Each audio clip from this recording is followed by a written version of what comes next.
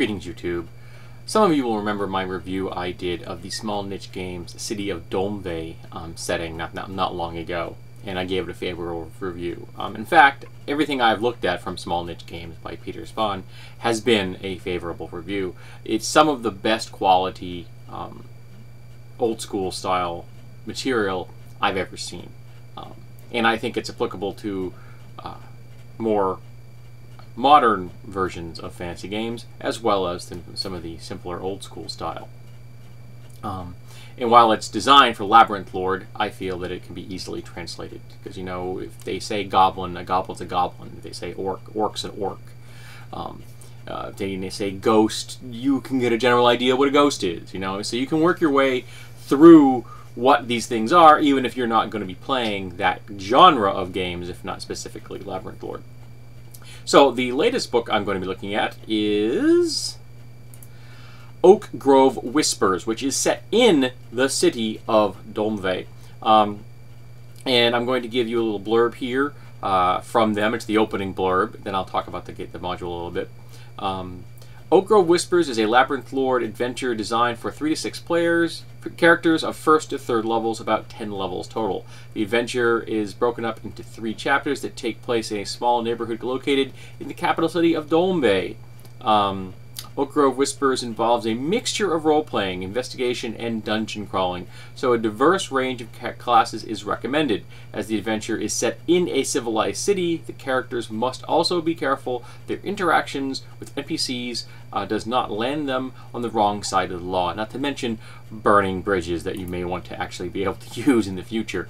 And while it's called Oak Grove, you're thinking it's a city, Oak Grove. Well, there is a grove of oak trees in this neighborhood called White Oak. The neighborhood is, and they surround a well. So the city has let this grove of trees remain, kind of like a city park kind of thing. It's not that large, but you get the point. I personally would probably make it a little bit bigger. I might make the grove a little larger than it is depicted on the map. Oh, and again, excellent representation of maps in this module.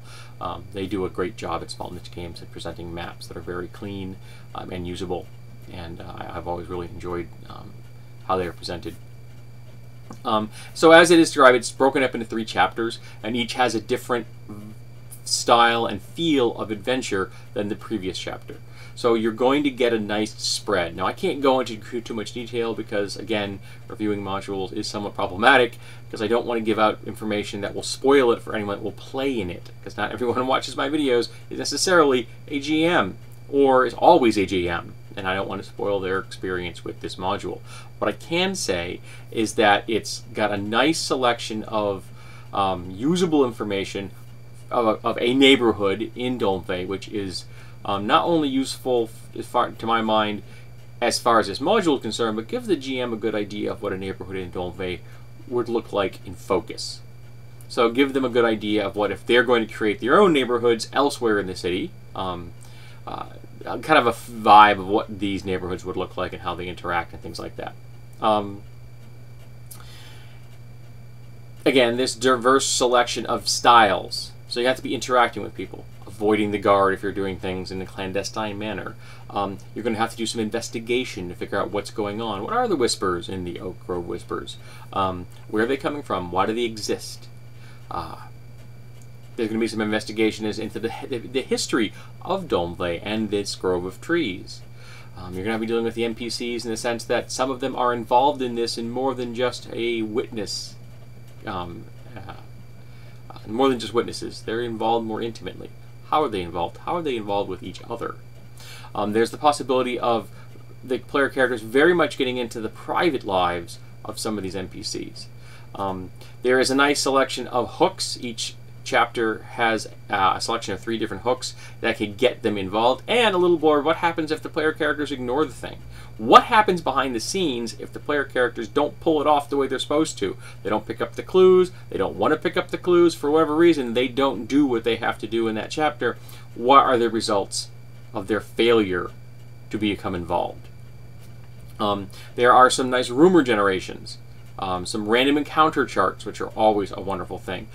Random encounters done in detail. I mean, not a huge deal, a little blurb for each different random encounter, but enough of a piece of information to really get the GM involved. Give them enough information that they can run with it, which is better than just a list of city guard, 1 to 3, something like that. That's not as useful as a blurb that says, the city guard in this neighborhood has an X number of chance of hearing someone if they do this, that kind of thing. Gives you more to go on. It makes those individual guards a little bit more three-dimensional. Maybe they're drunkards, so they don't pick things up, or maybe they're straight nose and they're by the book, so you can't work around them. They're not willing to put a little English on stuff. They're gonna really make sure everything's this is how we're gonna do it. That kind of thing. Those little blurbs help flesh out the encounters a little bit more. So I definitely think that this module is well worth your time. Again, if you have characters in that range, 1 to 3 levels, about 10 levels total for the party, so you could. I personally would suggest you're going to want to have about 4 characters in there to get enough diversity of class abilities. But you could pull it off with 3, I guess, if they were well focused. If they had the right kind of really well tuned to that different genres of adventure in each chapter. But I think 4 to 5 is probably a better mix.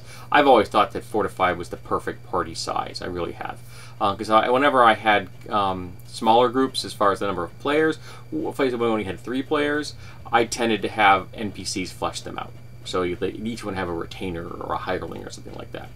And you would do that very well here. You could have 3 main characters, all 3rd level, and then 1 or 2 of them could have a couple of hirelings to flesh out the skill base and the level balance. So I recommend you take a look at this. If you liked the City of Dolmvei, you're very much going to like this focus on this neighborhood in this module. I think it's well worth your time, and again, I haven't been disappointed yet by anything put out by Small Niche Games.